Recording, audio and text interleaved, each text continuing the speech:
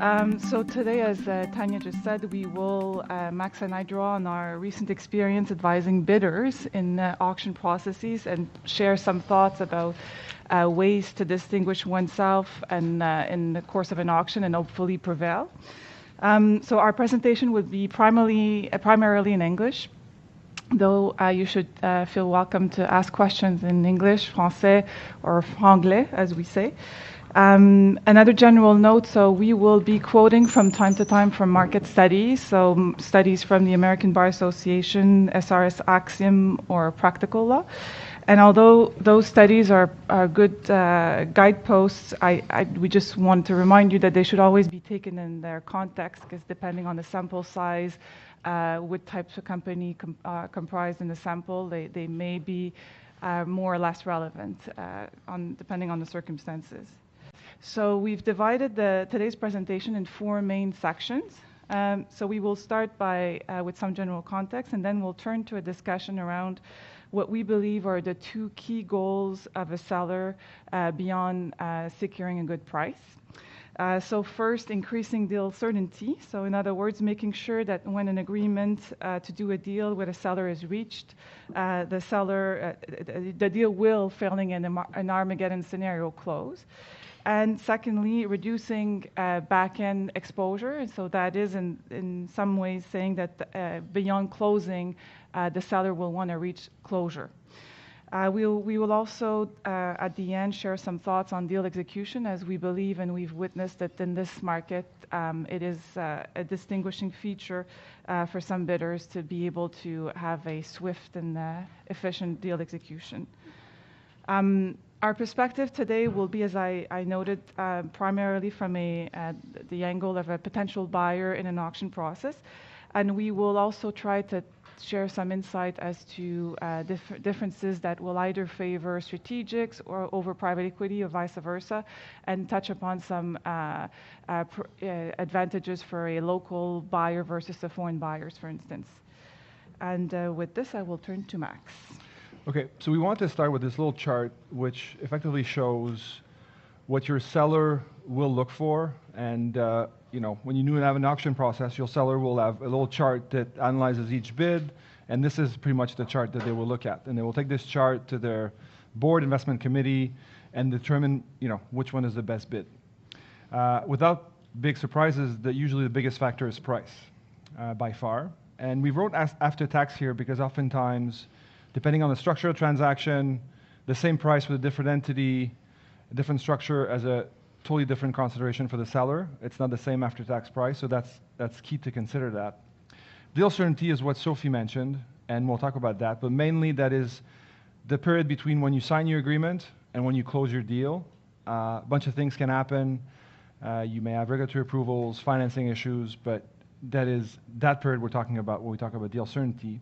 Speed is related to deal certainty in the sense that if you have few approvals, few financing issues, you'll be able to move quickly, and that's important for sellers.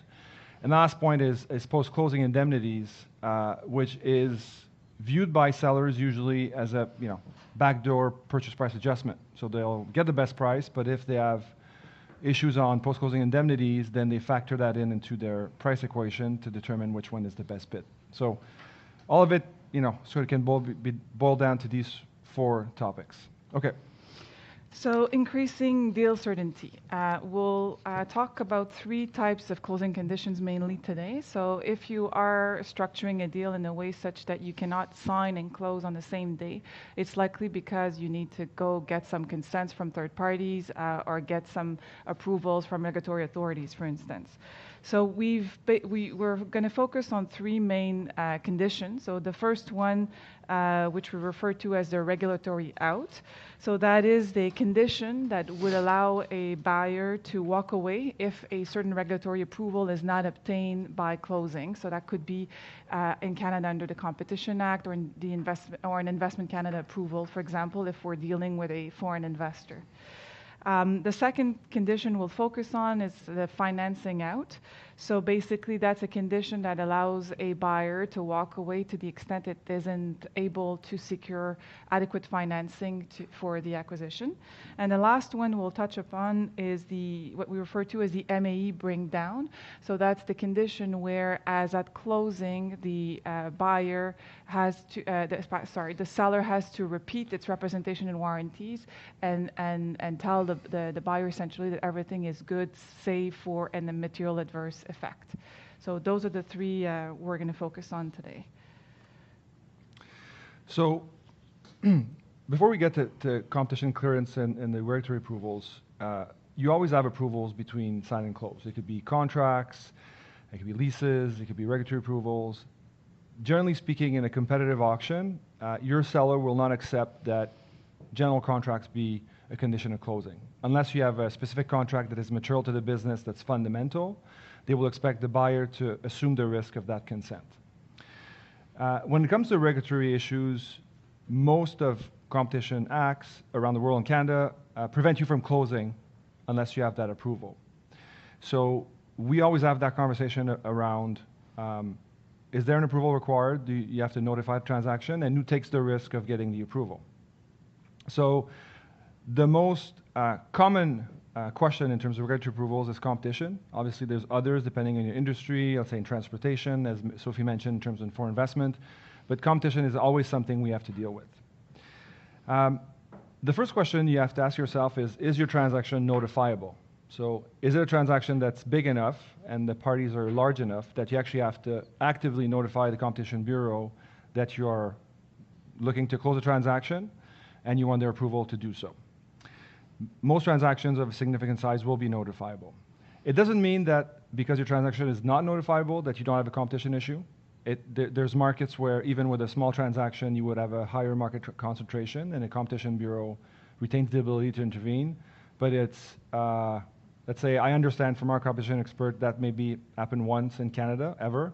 So it's highly unlikely that that would pose an issue because of the size, but it's not impossible. Once you determine whether or not your transaction is notifiable, then you have to think about whether or not you have a competition issue. The good thing about competition clearance is it's fairly easy to determine whether or not you have an issue. You know, the business people at a high level can say, okay, we think we have an issue or we don't. And once they say, well, there's no overlap, it's easy, there's no market concentration post-close, that's probably easy to move forward on that basis.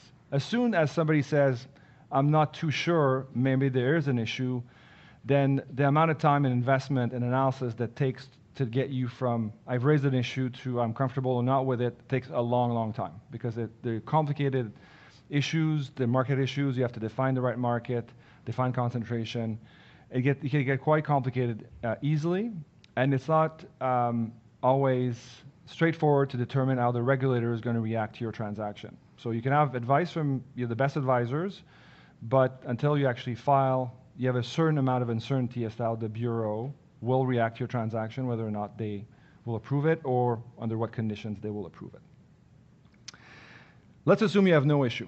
The advice in that circumstance is always, okay, you have no issue, so commit to a quick closing, commit to the higher standard of obligation that you can in your contract. That is, you say to your seller, I'll do everything that's required to get the approval because I'm not worried about it. So if you're not worried, you don't see an issue, you actually give them the best protection they have as seller, so you take all the competition risk on you, and you just send a strong signal that you don't have an issue, which actually goes to your deal certainty, increases the attractiveness of your bid. If you do have an issue, then you need to think about what kind of risk you're willing to take.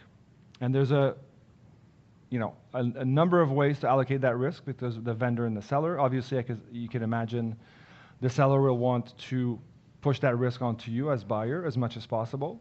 And then you have to figure out what you are willing to do. So one way to deal with it is to draft very clearly the type of things you're willing to do to get your approval. And one clause that we hear about often is the hell or high water clause, which deals usually with Competition Act, which effectively says that you'll do everything under the sun, including selling your mother, to get the competition approval. So the clause is a page and a half, and it says you'll sell assets, you'll do this, you'll do that, whatever is required to get the approval. which is called the hell or high water provision. And this is the provision that sends the strongest signal in terms of assuming the competition risk. Now, you may not be comfortable with that, and you may say, that's too much, it's too much of a risk, I don't know what the competition authorities are going to do, so we want to allocate the risk a bit more fairly between vendor and seller. Then you could dilute your standard to what we call reasonable best efforts, commercial reasonable efforts, which forces you to make your good efforts, but not that would necessarily have a material effects on your business or on the target. Sometimes you don't want to have these conversations about what's commercially reasonable, what's reasonable best efforts. You're not sure what that means, so you want to cap your risk. So you may want to say, okay, if I don't get the approval, the conditions that I want, I will pay you a break fee. I will actually quantify that risk, and I will assume to, undertake to get the approval, and if I don't, I'll pay you a certain amount of money as liquidated damages, which allows you to walk away for a fixed amount of money and control your damages. So usually, when we do have an issue, we always play with these sort of solutions, and we end up, at a place that's balanced, and that puts your best foot forward in terms of competitiveness compared to the other bidders. I'll turn to financing up, but just one thought, because I mentioned foreign investment before. So when you have a foreign buyer in an auction process and that it's a large enough transaction that there is an approval required under the Investment Canada Act, similar tools will be used, although it is more difficult to define ahead of time what would be the cap to what you're prepared to do, because what the Government of Canada is seeking to achieve with Investment Canada Act approvals, when it basically the standard is the transactions to the net benefit of Canada, is either determining that it is to the benefit of Canada or getting undertakings from the buyer that it will do certain things such that post-closing the transaction will be perceived as not having hurt, if you will, the Canadian economy. So some of those tools will be used, although sometimes it's a bit more difficult to pinpoint exactly ahead of time what you're willing or not willing to undertake. Financing out. So there was a time, that seems like a long time ago now, where vendors were perfectly happy with a condition that would state basically, I will close when I have the financing I need to complete the acquisition. Needless to say that those days are entirely gone. In an auction process especially. So as such, one would think that strategic buyers would sometimes have an advantage over private equity buyers because they may be able to finance the entirety of the purchase price using cash on their balance sheet or using their existing debt arrangements, while financial or private equity buyers will, as a matter of course, want to finance an acquisition with a mix of debt and equity, and therefore will seek to secure debt from a bank or another financial institution ahead of closing the transaction. This said, and as we noted on the slide, I think it's a sign of the times and the markets. We have seen more and more private equity clients being willing to bridge the debt piece of their financing. So that would mean that they would take away any condition tied to debt financing and basically be prepared to use their own cash, which some have a lot to spend still, to pay the purchase price and then refinance that portion of the purchase price post-closing with bank debt. So this approach has been used by some private equity buyers so that they're not perceived at a disadvantage in an auction process because they are also able to provide financing fairly quickly and they're not relying on third party. Now, that said, for any seller, any contingency is not something they will look at positively. And when it comes to financing out, that's one that will be highly scrutinized, as I've said. And so when you're on the buy side and you're looking to complete an acquisition, other than literally taking off the condition of financing, there are a spectrum of remedies you can offer to the seller to give them comfort and increase the feeling of deal certainty. So the first thing, and depending on the circumstances, a buyer will do is offer specific performance. So that would be basically telling the seller you'll be able to enforce force me to close if all the conditions to closing, including or not including in conditions tied to financing, have been met, and therefore I will have to come up with the money, and if I don't, you'll have also the option to sue me for damages. So that in debt finance transaction, we will see strategic buyers offer that up more often than private equity buyers, for the reason I mentioned before. Oftentimes they have easier access to debt financing. At the other end of a spectrum, and it's really a spectrum because everything is possible in between the two ends, is what we refer to as the pure option reverse break fee, and that is less and less common, I would say. The idea of a pure option reverse break fee would be for a buyer to say, well, if I don't get my financing, I'll pay you an amount and I'll walk away, and that will be the end of it. And that will compensate you for the expenses you may have had trying to sell a company and the time you've lost, basically. So, as I said, this is less and less common because I think we're in a market that favors vendors over buyers, and therefore that doesn't feel like because it gives the impression to a seller that you've given an option on your company, doesn't give great comfort. So what we see more often is something in between the two ends of the spectrum I've just described. So you'll have specific performance if financing is available. In the case of private equity, sellers will make sure to have very strong equity commitment letters. And then you'll have a range of carefully drafted reverse break fee provision that will kick in basically depending on the facts, whether there is an issue because the seller hasn't, the buyer rather hasn't done everything it needed to do to secure the financing. It may be a higher fee. If it simply is not there, it's another fee.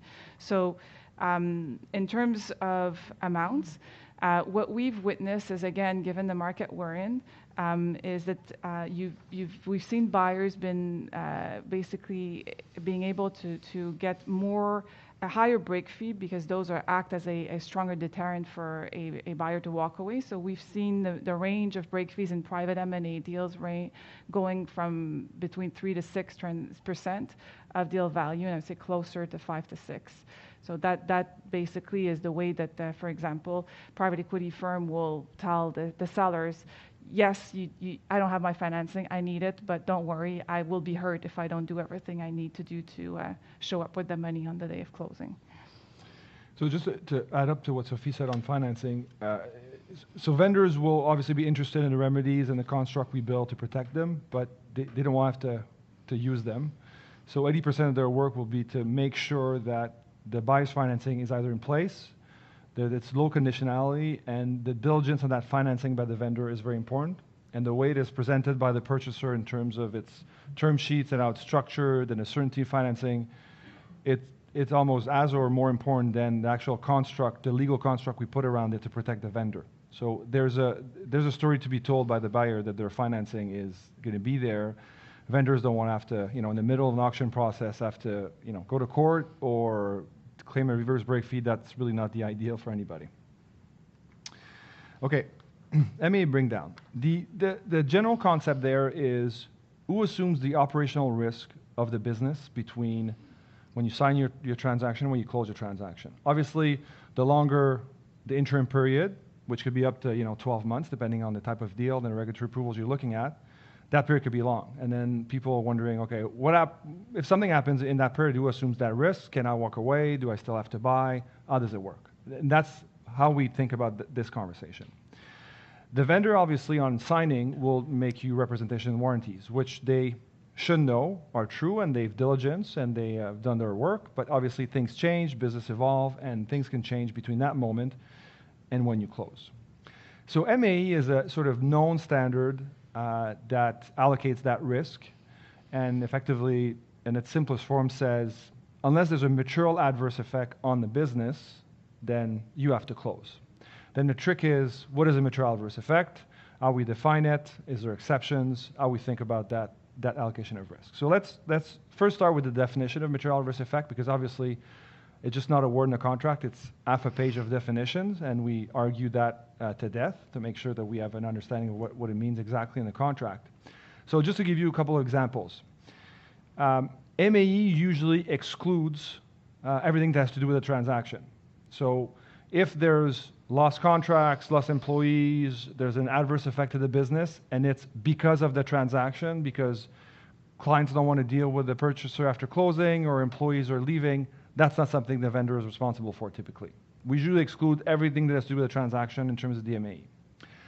Everything that has to do with general economic, political, legal environment that affects generally the market is not something the vendor will assume. So the purchaser is sort of making a business decision to buy a business. If there's a legal environment that changes, that's not as favorable, the tax environment changes, not as favorable, that's the buyer's problem. There's always a test that sometimes if there's a disproportionate effect on the business compared to other businesses, then you may have a claim to walk away, but generally speaking, that's the buyer's risk. Everything that has to do with industry. So industry-wide issues, right? So let's, for instance, you would buy a gold company. You would expect that if the price of gold comes down, then that's the buyer's risk. You've made a decision to buy a gold company. That's a risk you took on. If the price moves, that's your problem, okay? So these are the main exclusions. Other than that, we'll talk about what an MAE is, but it has to be significant. It's not, no, I don't like that deal anymore. The risk analysis is different. I don't like the risk profile. It has to be something that is significant, and then obviously there's a lot of case law around it, so we will talk about that. So effectively, you look at that closing condition, and you determine whether or not there's been a material adverse effect. If there is, you have a claim to walk away. The case law generally says that in order for you to be able to do that, you need to have a significant change. So without giving numbers, if it's under 20% of a change in revenues or profit, not sure you'll have a big claim to determine it was an MAE. And it has to be durational. So it cannot be, oh, just one quarter, or this happened just this year, but it's going to come back. It has to be systematic, and that it will have a durational effect for the business. Then you will have the ability to claim an MAE. So the only case, and that came out in the fall in the US, the case was called Acorn, where for the first time, a buyer was actually successful in claiming a material adverse effect. They took the vendor to court, and the court actually agreed with the buyer that it was, a situation where the buyer could walk away. But if you actually look at the facts of that case, they're pretty bad. Like, it was a very big change in the situation of the business. We're talking like 40–50% change in the metrics of the business, and on a durational basis. So we're actually clearly within the bounds of what we thought was an MAE. And I think in that case, there had been a lot of time between signing and the moment when the case was decided. So you were able to show how much of an impact and how long-term the impact was. Whereas when people have in the past tried to argue there was an MAE, it was pretty close in time to the moment they signed, and it was harder to show that that this was something that was going to be recurring and sustained for over the course of the life of the company. So in those cases, people ended up negotiating purchase price adjustment as opposed to putting an end to the deal. So when we bring that conversation back in an auction process, the vendor will typically tell you, unless there's an MAE, you can't walk away. The purchaser sometimes will say, yes, but I need this representation and that representation to be true, either in all respects, in all material respects, with no MAE qualifier for me to close.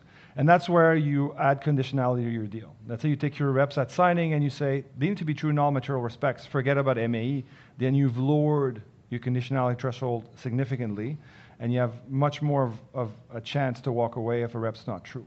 So from a vendor's point of view, when we advise our clients in auction, MAE qualifier for bring down of reps is one of the most important sort of criteria from a legal point of view, because that's really where you ensure you have deal certainty. If you want to play with that, then you really affect negatively your deal certainty and competitiveness to other bids. And obviously, every deal is different, but if it is a competitive auction where there's a lot of bidders and it's a nice asset, clearly people would accept an MAE standard. It's rare that, in the North American market, people will ask for more, unless there's a specific issue that people are worried about. Generally, we go with MAE.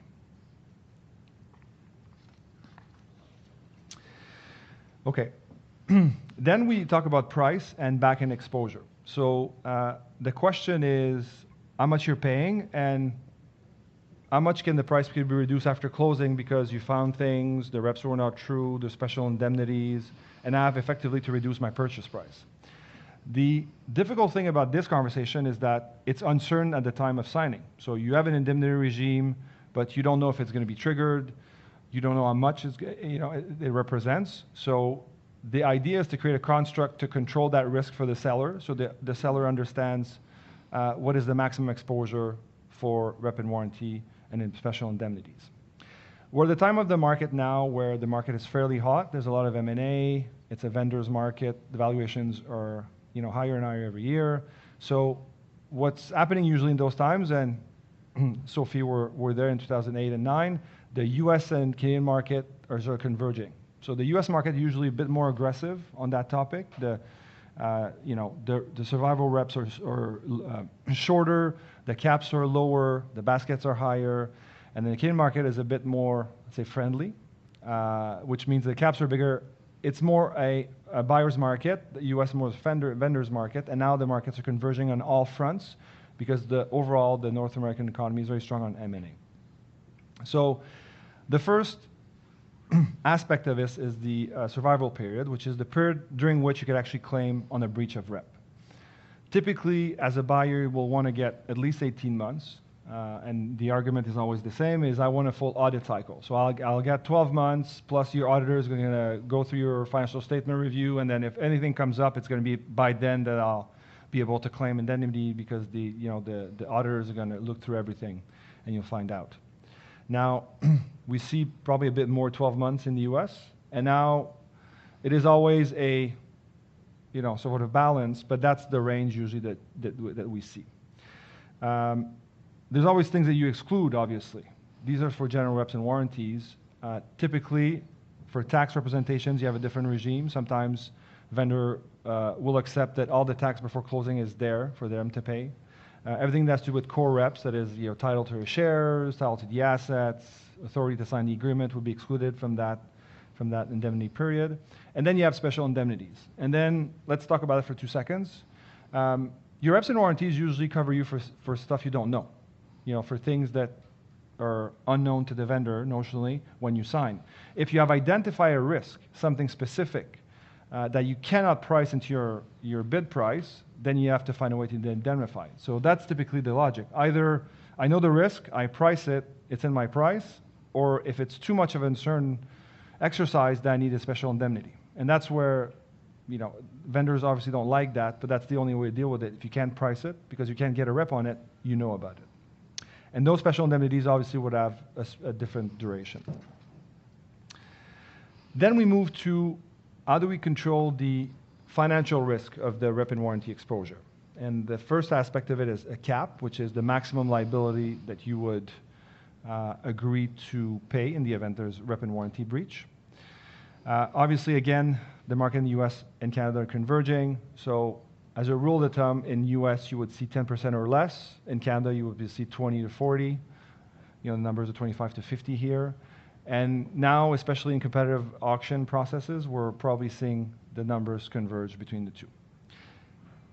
And that's a personal opinion. It's not I'm not engaging Sophie or the firm on it, but I don't think caps are that important because by the time you actually get to your cap, it's such a big amount that something so wrong went in your rep and warranties that you have to wonder whether or not there was fraud. Like, let's say we'll take a number, you're buying a business for 100 million and your cap is 15 million, and you get to 15. Like, what has happened that's so wrong that there's a $15 million liability on that transaction? So you wonder whether or not the vendor was aware, and then you enter into those conversations about fraud. So people take a lot of time on caps, and we need to, obviously, because that sort of high sticker number is quite high.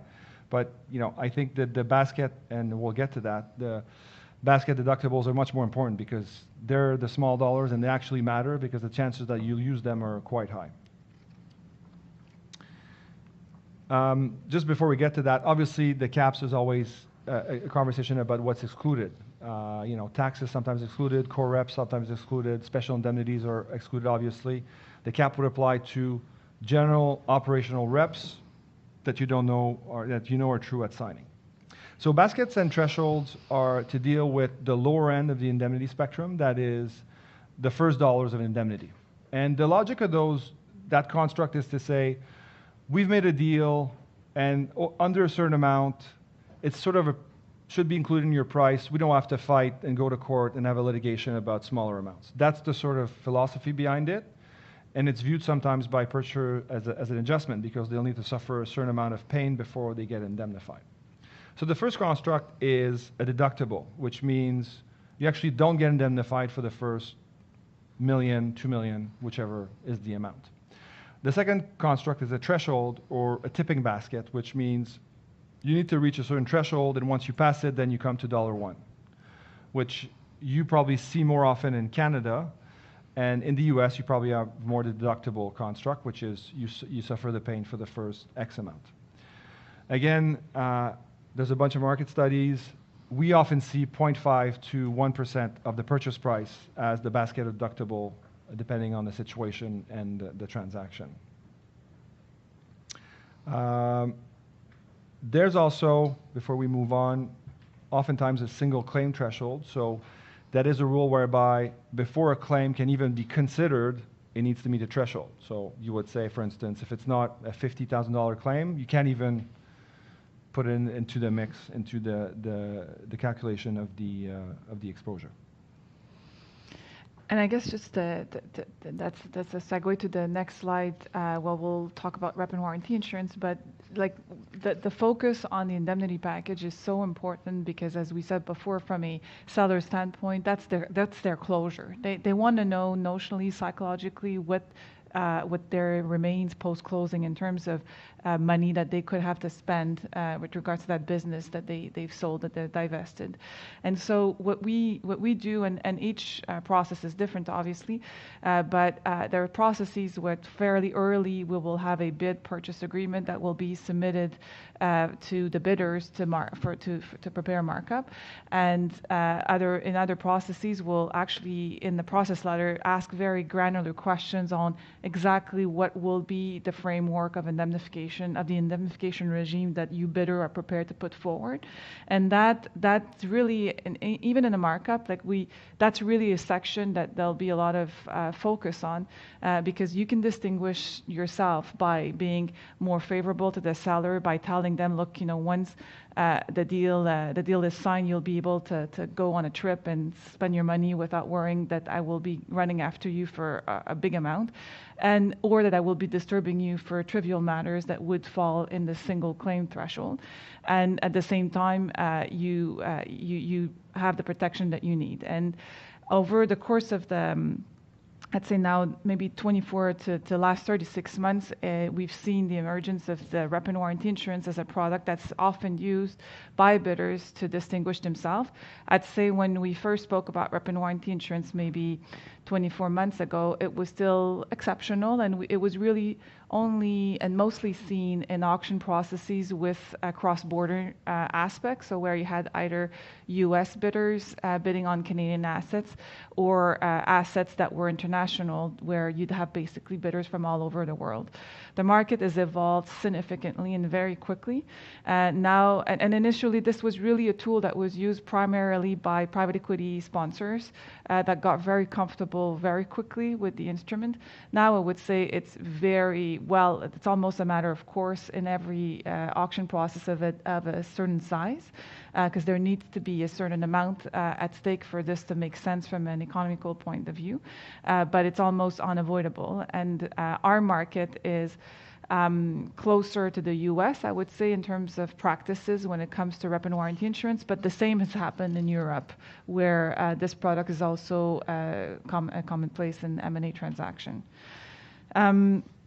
So I'll give you some basic sort of building blocks on what the product is and how it works.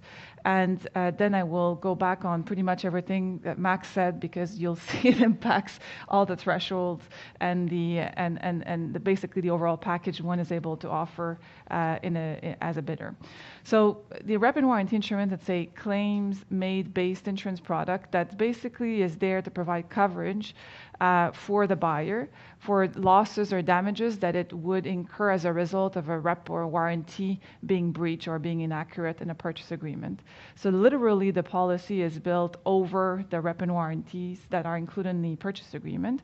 And what the insurance tells the buyer, the subscriber to the policy, is if ever there is a breach, something that's not true, you will be able, after you've passed a certain amount of losses, to turn to me instead of going after your seller.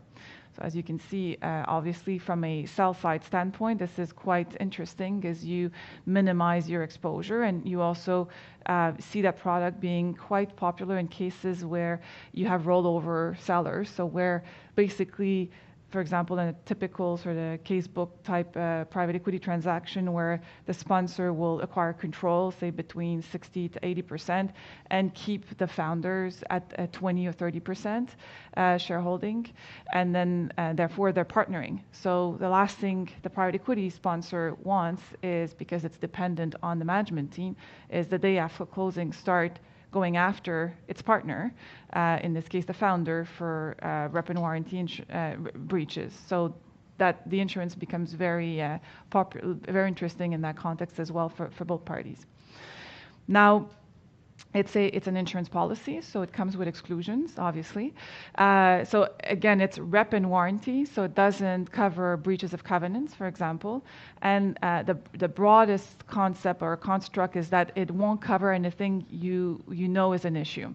So similar to what Max was talking about before, once you know about something, you'll want to negotiate a specific indemnity. The same applies in the context of a rep and warranty insured deal, because the insurance will not cover a risk that you know, at least this type of insurance. There are other products, and that is a market that is developing that would cover known issues, such as, for example, environmental issues. If you're aware of contamination, you may be able to buy insurance to sort of secure the amount you'll need to spend to decontaminate. But that's, as one would expect, more expensive as a product than rep and warranty insurance. The same exists for tax litigation, for example.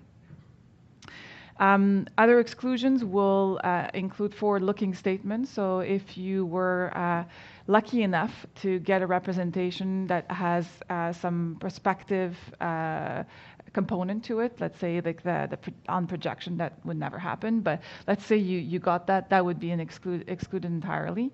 And the rep and warranty insurance providers are very specific. They will review each representation, and they may exclude sentences here or there if they feel that a statement is prospective, for instance. Pension deficits, that's basically a debt-like item. Environmental contamination as a rule, and for example, asbestos contamination is always excluded, and there are historical reasons for that. Is beyond that being a big issue is the case massive class actions that took place in the US. So everything that gave rise to massive class action in the US will end up being an exclusion, or at least discussed as an exclusion.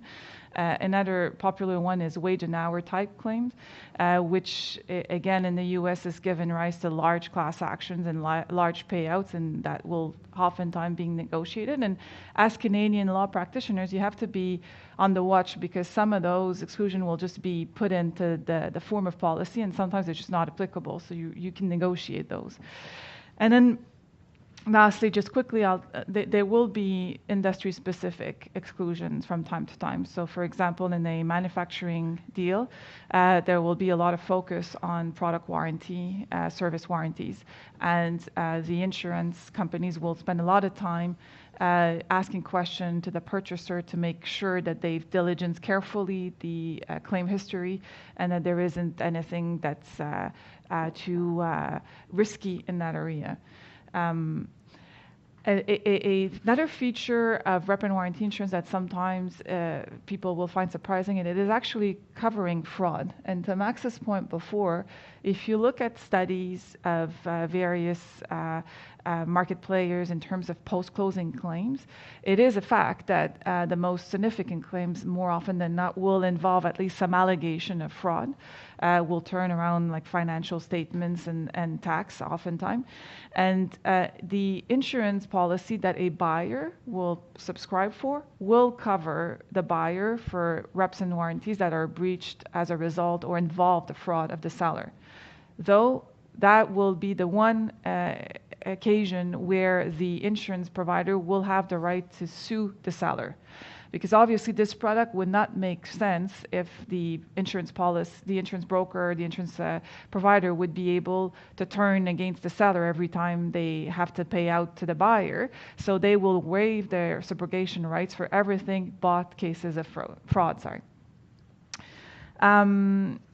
And I've been talking mostly about buyer side rep and warranty insurance because that's really the most common, though seller side representation warranty insurance does exist, and in some instances may be appropriate for a seller, for example, end of life fund that wants to, that isn't the bargaining power to get the buyer to pay for it. They may want to look at that. The pricing. So the pricing is based on the coverage you buy. And so going back to what Max was talking about before in terms of caps. So if you are a buyer and you're looking to cover yourself for risk of post-closing and then claims, you will similarly to the thinking you had on caps, think about how much coverage do I need? Do I feel comfortable with 5, 10%, 15% of deal value? And that will be the coverage you will purchase. And the pricing will be between 2 to 4% of that coverage. So if you bought, say, 15 million of coverage, it'll be 2% of 15 million. In addition to that, there is an underwriting fee, and that's something that can be negotiated, sometimes waived, or included as part of the premium once you close. Another phenomenon, and again, a sign of how seller-friendly the markets are, is that we see more and more no indemnity deals. So that's the fourth bullet on the slide. And so that's a deal where a buyer will tell the seller, look, I'm going to offer you real closure. For all your reps, other than core reps, you'll be done. At closing, I will take the risk, and to the extent I have an issue, I will go after the insurance broker. So that's what we say, like public style purchase agreement, because in public deals there isn't an indemnity that survives closing. So that's been, I've seen quite frequently in U.S. auctions or Canadian auctions with significant U.S. buyer presence. So that's becoming more and more common. The pricing for that will differ slightly, but it's not tremendously more expensive. It's really a call that a buyer makes in terms of how much risk he is able to take or willing to take. Survival. So, sorry? Yeah, go ahead. So survival, so we talked about the market being between 12 to 18 months for general representation and warranties. The policy will offer almost as a rule 3 years of coverage for general representation and warranties. So it will extend to some extent what you normally would be able to get from a seller. And 6 years for fundamental. So, and tax matters. One thing I haven't mentioned is that tax reps are covered. And not only tax reps, but the indemnity that Max described before, which is often put into a purchase agreement, which is the my watch, your watch. So you, seller, are responsible for taxes pre-closing, and I will take on taxes post-closing. That will also be covered because the insurance providers recognize that that's more or less the result of a well-crafted representation warranties on taxes. Of course, the exclusion will be anything that's been accrued for on the balance sheet. Now, the typical sharing of the risk. So going back to deductible, so assuming you have a deductible of 1% in the purchase agreement, oftentimes what will end up happening, and that's a construct that insurer like a lot because that's basically having both parties having some exposure. What they will do is say, okay, well, it's 1% before you're able to reach out to me, insurer. But between you, seller and buyer, there'll be 50% that will be the buyer's risk. So I will have to have 0.5% of damages before I have any recourse against anyone. And then I will have 0.5% of recourses against the seller, 0.5%. So that's like, before we were talking about deductibles and caps being much higher than that. And once we're past that 1%, off I go, and now I'm turning to the insurance provider. So obviously this, and that's when I mentioned studies before, this market And these numbers have a huge influence on market data points that are surveyed by the various institutions, because obviously if there is rep and warranty insurance, the cap may be as low as 1 to 1.5%. So obviously that will drive the average down significantly. In terms of coverage limit, so it will depend. As I said, it can be as low as 5 million, for example, depending on how much risk appetite a buyer has, and it could be very high. And in cases where it's very, very high, there'll be some sort of an underwriting process, because carriers have, in all cases, a max that they can put up for a specific single transaction. So then they will go through an underwriting process. The other thing to mention, which is not on the slides, is just briefly, what is our experience with claims? Sorry. So claims have been made, and claims have been paid on, and both in the US and Europe and in Canada. The process to make a claim and to be compensated by the insurance carriers has been quite positive, not as difficult as at least the process we sometimes go through when we make a claim under our property insurance policies. So it's been quite, and the reason for that is this is a new market. In Canada, there are not that many post-closing claims. So when there is one, the insurance companies, they do want to show that there's a product that's working. The other interesting thing to note is that there have been claims made based on a multiple of EBITDA, and the insurance providers have agreed to pay damages factoring in a multiple. And that's and there are all sorts of rules that have been developed in the crafting of the policies to allow you to preserve that ability to make claims on the multiple, etc. So obviously the emergence, I guess, of rep and warranty insurance has changed our practice to some extent. It's put a different spotlight on diligence. Diligence is as important as it was before. It's a different angle now as from a purchaser standpoint, because you have to report to your insurer. They will basically do an underwriting call where they'll ask you to talk about your diligence. They'll ask you questions. And it has put the negotiation of the reps and warranties has changed, because obviously you'll hear the argument more and more often from a buyer to a seller to say, look, your exposure is 1%, so you can give me that rep. I think you got to be able to take some risk. Your risk is only 1%, so it's made the negotiation change in that way, and it's shifted a lot of attention of buyers' counsel to negotiating the policy, because, for example, the whole indemnity and claim regime is now not in the purchase agreement, but at least to some extent also in the policy. So there used to be a stigma 5 or 7 years ago when this market sort of first appeared, where especially strategic players were saying, well, I don't understand, you've been operating this business for 20 years, you're selling to us, and you need weapon warranty insurance. What's the catch? What's happening? And the conversation obviously was started with private equities, because they had these funds where when you sell a business, you want to take the cash and distribute it up to your limited partners. And you don't want to have to call them back and say, sorry, I actually need some cash back that I gave you. You had situations where you had multiple sellers, and then you were worried about joint and several liability. How does that get mixed up? So you want to have a clean break. So the conversation started that way. And now it's no longer a situation where you have a stigma. So people will mention rep and warranty insurance, and obviously not everybody has done it because it's still a novel market. It's been 5 to 7 years, but there's no stigma attached to it anymore, and it's a fairly liquid market. There's a lot of players, a lot of brokers, a lot of insurance companies that are offering the services. So, and as Sophie said, our understanding is claims are getting paid out. So it is just a new tool that we have to sort of decrease this post-closing indemnity, get more comfort to the seller, and in certain situations, it makes a lot of sense. So to conclude our own thoughts about general deal execution, and we'll give you our general ideas about what was successful, what we saw. A bunch of it is anecdotal, our own experience. One thing that's key in my mind is when you enter an auction process is understanding who the other players are as much as you can.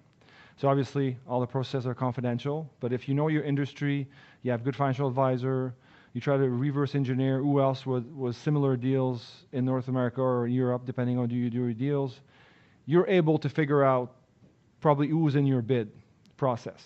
And the matrix that we talked about at the beginning, you have to look at it in the lens of that landscape. Yeah. Who is in your auction? Who has regulatory issues? Who has financing issues? How do you compare? Yes, there's price, but on all the other issues, how can you distinguish yourself to put your best foot forward? So understanding that aspect is super important. Your financial advisor is key for that and very helpful. Industry expertise is fundamental. A company that knows their industry very well, they know what to look for, what to be worried about, not to be worried about. They could speed up their diligence. They understand how to take more risk. They're not worried about stuff that's going to be an irritant for nothing. So it's a big game changer for an auction. For me, focusing on deal certainty early is key. And clients don't always have the liberty to do that. So they start a process and there's a bunch of streams, there's diligence, there's this, there's that. But focusing on, okay, what's my financing? Is it certain? What's the process? What are my conditions to my financing? Do I have a regulatory issue? What's the level of comfort that I can get? Focusing on those big ticket items in the first week of your process is fundamental, because if you wait, 2-3 weeks before you bid, then it's a bit too late and you don't have time to sort of package your deals properly. And it's really important to put focus on that very, very, very early. I would think that a relationship with the targets management and the board, and depending on who you're talking to, is fundamental. Obviously, all these processes are confidential. There's rules of the game. There's who you speak to. But if you have a good knowledge of the players on the other side, you're able to direct your process and your bid in the right way and have a much more competitive bid. Lastly, the challenge for companies is that they unfortunately have their business to run on top of doing their M&A deals. So, they have their day jobs and then they have to do their M&A deals. So you really have to have an organization that puts time and effort and allocates resources to the deal over and on top of the day-to-day operations. And sometimes, especially for strategic players who have a lot to do, then they need that M&A team to just do M&A for a little bit and not focus on their day-to-day is a challenge. And obviously the private equity players have a bit of an advantage there. That's all they do. They just, obviously they raise funds and do other things, but their main focus is to do deals. So the argument will be, look, that's all we do. We move quickly. We do diligence quickly. We know how to arrange our financing. There's less conditionality. And the strategic players have to find a way to match that. And a bunch have, obviously, but that sometimes is a challenge in terms of time and resources. Just to flip the coin for 2 seconds, when we advise seller, preparation similarly is absolutely key, and we'll spend a lot of time with our clients talking about making sure you know where your issues are, what your strengths and weaknesses are, so that you're not learning them as buyers diligencing your business. So in sizable auction processes, it's almost a given, for example, that you will want to commission a quality of earnings, a vendor financial due diligence report before you start the process. And as outside counsel, it is extremely useful for us to review that with the buyer, with the seller, and ultimately with the buyer when on the other side, to determine where the pressure points are going to be and to well prepare our own client, but also the arguments that we will need to put forward to end up with the best deal. And that goes to the pricing and allocation of risk on indemnities, etc.